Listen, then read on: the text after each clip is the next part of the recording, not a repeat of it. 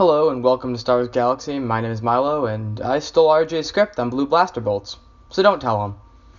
We most notably see blue blaster bolts being used by the clone army of the Republic and the special case of Poe Dameron of the Resistance.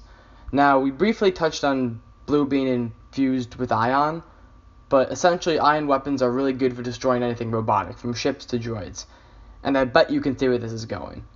In a war with an army of droids, it would make sense that you would equip your soldiers with ion-based weapons.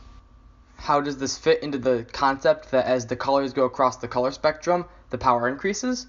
Well, the blue used by the clone troopers is not the same blue that would come from increasing the frequency of the bolt, as we've been doing for the other ones.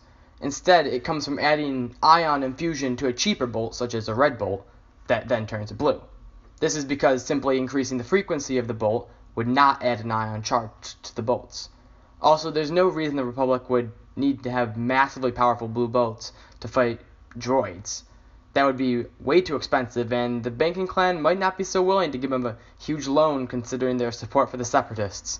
That leaves Poe Dameron's iconic bolt from the epic scene in The Force Awakens. Now, this is most likely the true blue bolt, as we see how big the explosion is when it does hit the fountain.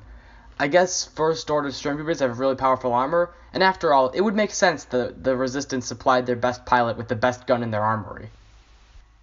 Another place where we see sort of blue bolts is the stun bolts, which are also blue. They work by using electricity or ion to shock the nervous system into shutting down, by the same way regular ion weapons work on droids. In EA's Star Wars Battlefront, you can see that the shock grenade has a similar function, stunning a person until they can mash X and get out of it.